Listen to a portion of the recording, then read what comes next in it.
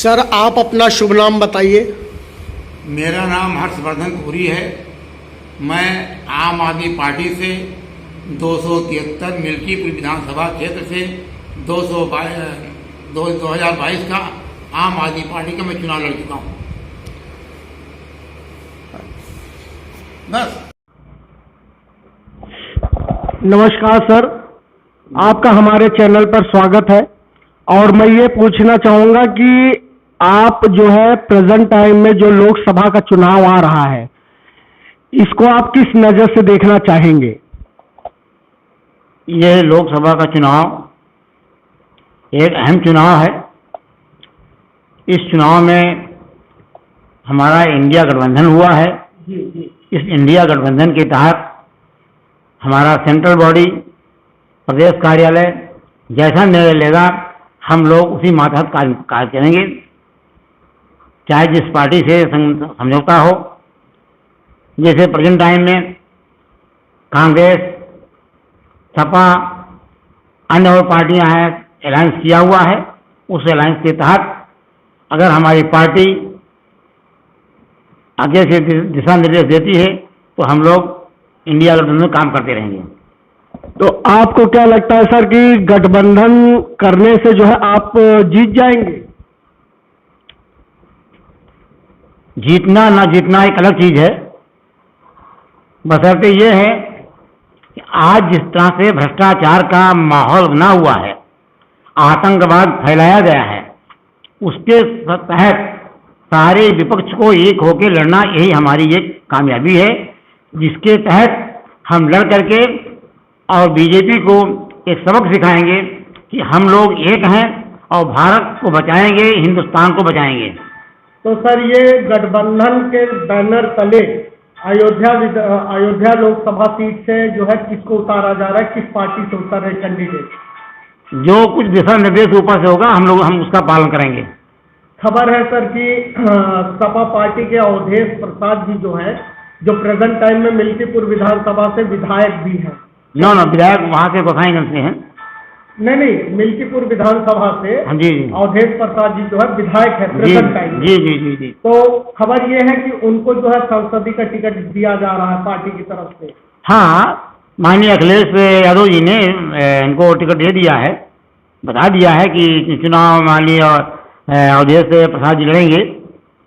और अब वो लड़ रहे हैं तो हमारे यहाँ जैसा दिशा निर्देश होगा हम लोग ऐसा काम करेंगे। जैसा कि फाइट अगर देखा जाए उत्तर प्रदेश में तो भाजपा और सपा इन्हीं दो में है, तो आपको क्या लगता है कि यहाँ से अवधेश प्रसाद जी जीत जाएंगे? यहाँ भाजपा सपा नहीं है, यहाँ इंडिया है और भाजपा है। अच्छा, इंडिया और भाजपा इन दोनों की लड़ाई है। हाँ। इंडिविजुअल कोई पार्टी यहाँ नहीं लड़ रही है, क्योंकि जिस तरह से आतंकवाद का माहौल बीजेपी ने पैदा किया है, उसके लिए विपक्ष को एकजुट होकर लड़ना ही पड़ेगा और नहीं तो सभी लोग मात खा जाएंगे। सर एक अहम सवाल और है, क्योंकि आप आम आदमी पार्टी से पूर्व विधायक प्रत्याशी भी रह चुके हैं मिल्कीपुर विधानसभा से, तो सवाल ये है कि खबर इस समय तेज है कि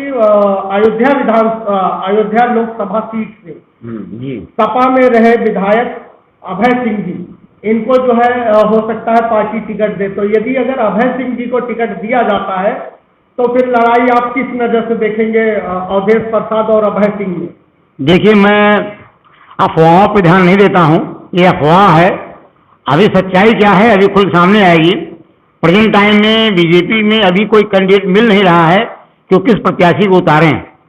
वो हाथ पांव मार रहे हैं, तलाश रहे हैं, लेकिन अभी बीजेपी में कोई कैंडिडेट मिल नहीं रहा है कि वो उसको मैदान उतारे, क्योंकि इनका अस्तित्व खतरे में है। अब उसको बचाने के लिए तलाश रहे हैं कोई ऐसा आदमी मिल जाए जो जीत सके। उसके लिहाज से अगर हम देखते हैं तो इंडिया ही हमारी भारी है। अच्छा, इस गठबंधन में अयोध्या लोकसभा से, अयोध्या जिले से आम आदमी पार्टी की क्या भूमिका होगी? यहाँ भूमिका नहीं है। यहाँ भूमिका ये है कि हमारा जो ये समझौता है, अलायंस है, इंडिया गठबंधन मेरा है, हम उसके तहत काम करेंगे। हमारी इसमें किसी पार्टी के इंडिविजुअल का काम नहीं है। इंडिया में जो गठबंधन हमारा बना हुआ, पार्टी में संगठन बना हुआ है, हम उसके तहत काम करेंगे। कोई पार्टी लेवल में काम नहीं हो रहा है कि सपा का हो, कांग्रेस का हो, आम आदमी पार्टी का हो, कम्युनिस्ट का हो, ऐसा मतलब नहीं है। मतलब मेरा ये इंडिया के माध्यम से है, हमारा ये इंडिया गठबंधन है, हम उसके माध्यम से मैदान में हैं। यानी कि आपके कहने का मतलब है कि चाहे भाजपा से और लल्लू सिंह जी खड़े हों, चाहे अभय सिंह जी या कोई और भी आए, जी जी, इतना जो है इंडिया गठबंधन को है, पूरा है विश्वास, मन में है विश्वास, हम होंगे कामयाब। चलिए बहुत बहुत धन्यवाद। अच्छा, यदि अगर इंडिया गठबंधन जीतती है तो जनता के लिए आप क्या क्या करने का प्लान है आपका, मतलब विकास के तौर पे? विकास तौर पर हमारी जो गठबंधन पार्टी है, इसने अपने मैनिफेस्टो में जो कुछ बनाया है, लिखा है, हम उसका अमल करेंगे, उसको पालन करेंगे, उसके विपरीत नहीं जाएंगे। हम ये नहीं है कि 15 लाख रुपया दे करके धोखा दिया, हवाई चप्पल वाला जहाज चलेगा तो धोखा दिया, सारी रेलगाड़ियां बंद कर दिया, पैसेंजर परेशान है, पैसेंजर ट्रेन बंद हो गई, पब्लिक परेशान है। हम ये सब काम नहीं, धोखा वाला काम नहीं करेंगे। हम जो कहेंगे वो करके दिखाएंगे। अभी लेटेस्ट आपने देखा होगा, अभी परीक्षाएं हुई, पुलिस भर्ती का पेपर आउट हो गया। तो जितने पेपर आउट हो रहे हैं इनके, ये सब मिली जुली सरकार है, इसी से जनता गुमराह कर रहे हैं कि वो लॉलीपॉप दे रहे हैं ताकि जनता उससे दिग्भ्रमित हो और वोट का इनको हासिल कर लें। बस हम गुमराह करने वाले आदमी नहीं हैं। हमारी पार्टी जो कहती है वो करती है।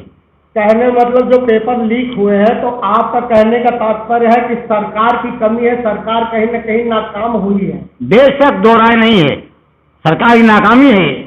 ये केवल छल मात्र का धोखा देते हैं कि मैं एक तो 7-8 साल बाद क्या नाम है वो निकाला, वैकेंसी निकाला, तो जितने अभ्यर्थी हैं, जितने बच्चे सब टूट पड़े में फॉर्म भरने के लिए, जब बच्चे सब टूट पड़े, उनके पास जहाँ ज़्यादा हो गया तो करें क्या करें? इसका विकल्प इतने था, पेपर लीक कराना और जनता गुमराह करना, यही इनका विकल्प है, कोई कम विकल्प नहीं है। तो सर एक आखिरी सवाल कि क्या राम मंदिर मुद्दा जो है बीजेपी को जीत दिलाएगा? देखिए, आपने बड़ा बढ़िया प्रश्न किया। ऐसा प्रश्न है कि जो सबको जवाब देना चाहिए। बात मेरा राम मंदिर का नहीं है, बात मेरा ये है कि अगर हम सनातन धर्म को पालन करते हैं, या कोई भी व्यक्ति हो अपने घर का निर्माण जब करता है, तो निर्माण करने के दौरान घर में प्लास्टर ना हो, घर में प्लास्टर ना हो, नीचे फर्श कच्ची हो, ऊपर छत ना पड़े और गृह प्रवेश कर दे, तो क्या उसको गृह प्रवेश आप मानेंगे?